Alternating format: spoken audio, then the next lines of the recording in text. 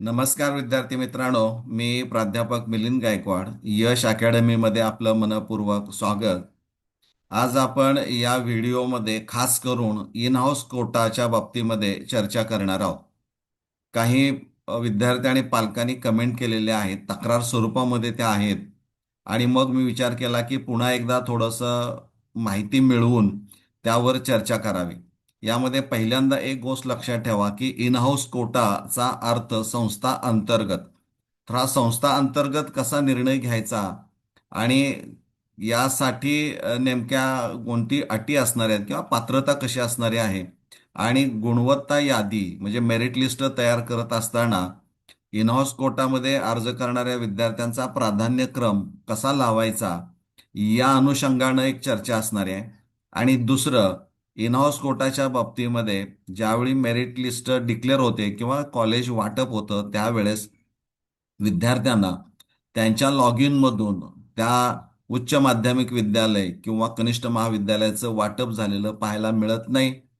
आणि कॉलेज बद्दल इमेज बऱ्याच विद्यार्थ्यांच्या मनामध्ये खराब दिसते. तर त्यासाठी विद्यार्थ्यांनी काय केलं पाहिजे या अनुषंगानं आपण खास करून चर्चा करणार आहोत. त्यामुळं हा व्हिडिओ सुरुवातीपासून शेवटपर्यंत पहा. जर आपण या चॅनलवर नवीन असाल तर चॅनल सबस्क्राईब करायला विसरू नका आणि हा व्हिडिओ जास्तीत जास्त लोकांच्यापर्यंत पोहोचवण्याचा प्रयत्न करा.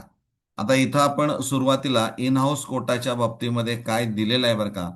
हे शासनाचं परिपत्रक आहे, 27 एप्रिल 2026 आहे, लेटेस्ट आहे, की ज्यामध्ये त्यांनी सर्व विभागांना कळवलेलं आहे की 11वी ऑनलाईन प्रवेश परीक्षा सन 2026-27 मध्ये सुसूत्रता येण्याच्या दृष्टिकोनातून काही गाईडलाईन दिलेल्या आहेत.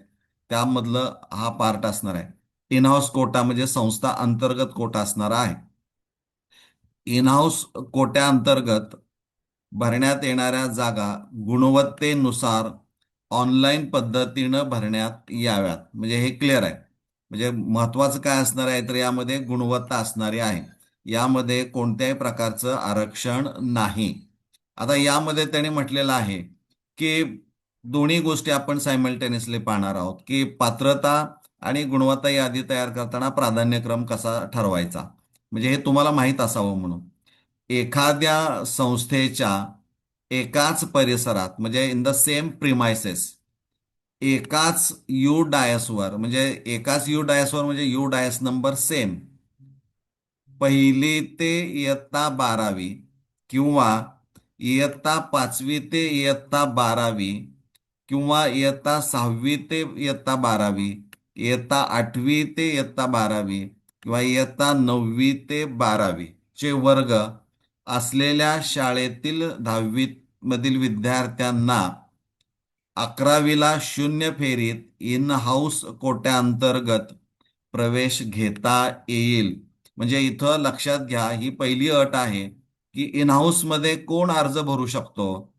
तर एकाच संस्थेचं त्याच परिसरामध्ये एकाच इमारतीमध्ये एकाच परिसरामध्ये एकाच यू डायसवर पहिली ते 12वी किंवा 5वी ते 12वी 6वी ते 12वी 8वी ते 12वी किंवा 9वी ते 12वीचे वर्ग तिथं असले पाहिजेत. आणि मग असे असलेल्या शाळेतील विद्यार्थी त्यांना इयत्ता 11वीला शून्य फेरीत इन हाऊस कोट्याअंतर्गत प्रवेश घेता येईल असं त्यांनी नमूद केलेलं आहे. म्हणजे पात्रता आहे. आता सदर कोट्यातून 10% प्रमाणात ऑनलाईन प्रवेश देण्यात येईल. हा 10% रिझर्व्ह कोटा त्यासाठी असणारा आहे. म्हणजे इथं जरी शून्य फेरी म्हटलं असलं तरी इथून पुढच्या सर्व फेऱ्यांमध्ये हे विद्यार्थी कोटांतर्गत राखीव जागा इन हाऊस असू दे, मायनॉरिटी असू दे किंवा मॅनेजमेंट असू दे, त्या जागा पूर्ण भरेपर्यंत तुम्ही कॅप बरोबर कोटा देखील अर्ज करू शकता. हे विसरायचं नाही. त्यानंतर त्यानंतर दुसरा क्रमांक, आता ही पहिली अट आहे. याप्रमाणे मेरिटनं ह्या पहिल्या विद्यार्थ्यांचा विचार करा.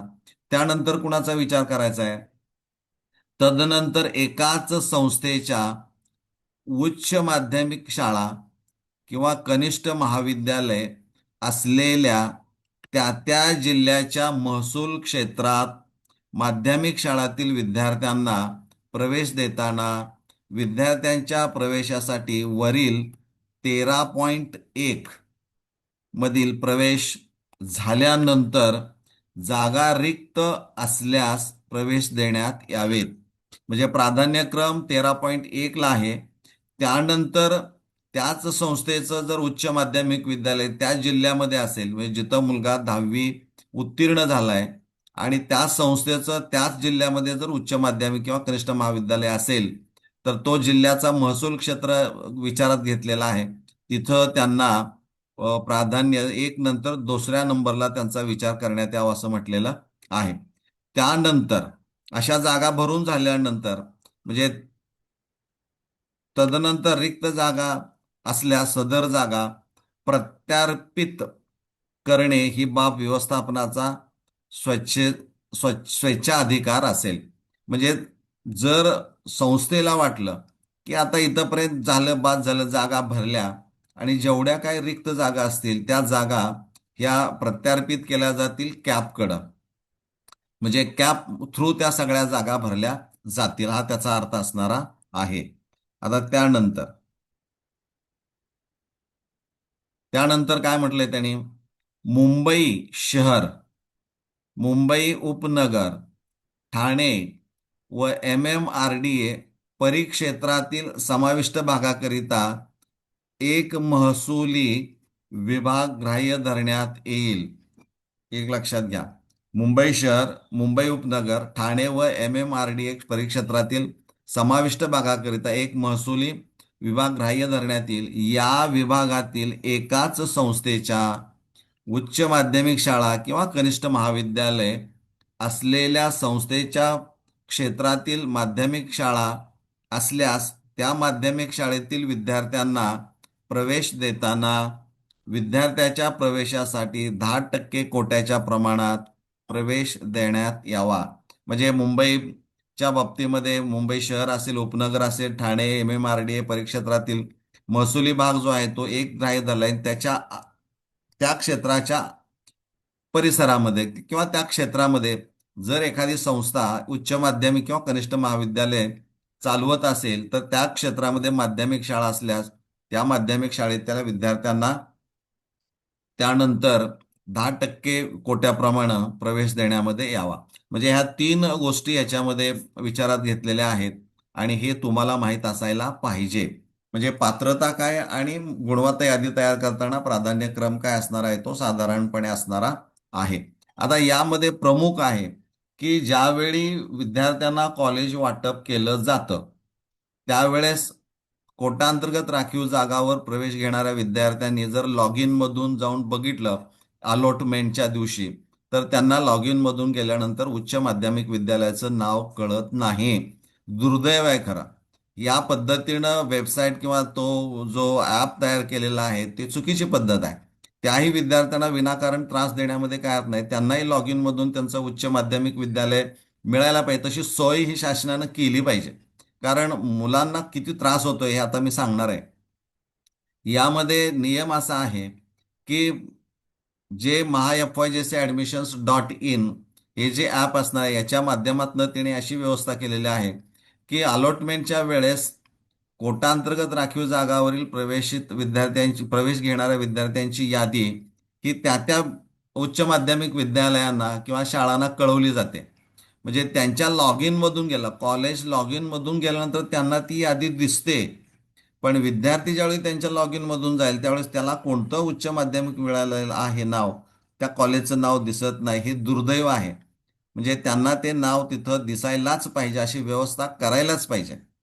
आता ही नसल्यामुळं होतं काय, तर उच्च माध्यमिक विद्यालय जिथं ह्या कोटा जागा आहेत ती यादी खऱ्या अर्थानं संबंधित प्राचार्यांनी डाउनलोड करून त्याच्यावर सही शिक्का करून अशा ठिकाणी लावली पाहिजे की उच्च माध्यमिक विद्यालयामध्ये प्रवेश घेताना जो नोटीस बोर्ड असेल त्या नोटीस बोर्डवर क्लिअर विद्यार्थ्यांना दिसायला पाहिजे, अशा पद्धतीनं ती डिस्प्ले करायला पाहिजे.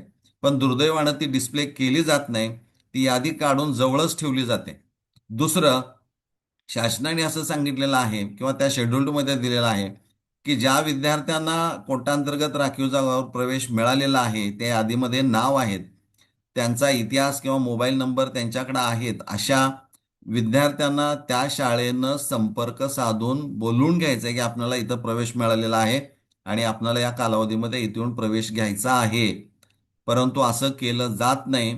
आणि मग विद्यार्थी विचारायला जातात. विद्यार्थ्यांनी विरारच्या एका कॉलेजचं नाव दिलेलं आहे, मी नाव सांगत नाही, परंतु तिथं त्यांनी सांगितलेलं आहे जवळ आसपास पण विद्यार्थ्यांना फिरकू देत नाही, हे दुर्दैव आहे. तर इथं ती यादी डिस्प्ले न केल्यामुळं विद्यार्थ्यांनाही कळत नाही, काही वेळेस फोन पण केले जात नाहीत. तर हे चुकीचं आहे. त्यामुळं विद्यार्थ्यांनी जागृत होऊन बरं का शासन दरबारी मागणी मांडली पाहिजे की इथं लॉग इन मधून गेल्यावर आम्हाला आमचं कॉलेजचं नाव मिळायला पाहिजे, कारण लोक आम्हाला फोन करून बोलवत नाहीत आणि विचारायला गेलं तर उत्तरं देत नाहीत, यादी दाखवत नाहीत. हा आरोप नाही तर विद्यार्थी तक्रार करतायत. तर हे चुकीचं आहे. यावर एकत्र येऊन बरं का तुम्ही काही करू शकत असाल तर तो प्रयत्न तुमच्या लेवलला जरूर करा, की जेणेकरून शासनाला जाग आली पाहिजे की अरे हे चुकीचं होतंय आणि विद्यार्थ्यांना कुठंतरी याच्यावर अन्याय होतोय आणि प्रवेश नाकारला जातोय. तर हे होऊ नये यासाठी मग आपण काय करायचं, तर माध्यमिक शिक्षणाधिकारी, त्या त्या जिल्ह्याला माध्यमिक शिक्षणाधिकारी आहेत, त्यांना जाऊन सरळ भेटा, की सर म्हणा असं असं होतंय, आपण चौकशी करा वाटलंच तर. आणि माझी गुणवत्ता आहे, तुम्ही अर्ज भरलेले असणार आहेत सगळे, त्याच्या प्रिंटआउट काढलेले असणार आहेत, त्या दाखवा त्यांना. आणि आमच्यावर अन्याय होतोय, तुम्ही तात्काळ याच्यावर दखल घेऊन आम्हाला प्रवेश देण्याची सोय करण्यात यावी. हे माध्यमिक शिक्षणाधिकाऱ्यांच्या बाबतीमध्ये झालं, जर तुम्ही जवळ त्या जिल्ह्याचे असाल तर. जर तुम्ही शिक्षण उपसंचालकाच्या जवळ असाल, म्हणजे जिथं 8 विभाग आहे तिथं, तर तुम्ही थेट शिक्षण उपसंचालकाला त्यांच्या अखत्यारीतच प्रवेश प्रक्रिया चालते.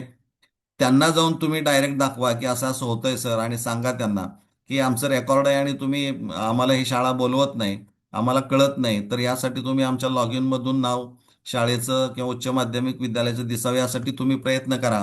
का दिसू नये येतं आम्हाला, आमची धावपळ होते, कारण नसताना आम्हाला मनस्ताप होतोय, प्रवेश मिळत असतानाही प्रवेश नाकारला जातोय, यादी दाखवली जात नाहीये. तर याच्यावर काहीतरी मार्ग काढला पाहिजे. आणि तिथंही तक्रार करा. आणि जे शिक्षण संचालक असणार आहेत महाराष्ट्राचे, माध्यमिक उच्च माध्यमिक शिक्षण विभाग पुणे, यांच्याकडे पण तक्रारी करा. जेवढ्या तक्रार म्हणजे तुमच्यावर अन्याय होतोय म्हणून तुम्ही करायच्या आहे. तर कुणावर कारण नसताना काय करायचं नाही, पण तो अन्याय होत असेल तर ह्या गोष्टी आपण जाणीवपूर्वक थेट जाऊन भेटा. बघा किती फरक पडतोय, तो 100% फरक पडणार, मी सांगतो, कारण गेल्या वर्षी असे प्रयोग आपण केलेले आहेत. तर मला वाटतंय या वेदना तुमच्या आहेत, मी मांडण्याचा प्रयत्न केलेला आहे. इतरांच्या पर्यंत हा व्हिडिओ पोहोचला तर कदाचित आणखीन त्याचा इफेक्ट चांगला झालेला आपल्याला पाहायला मिळेल.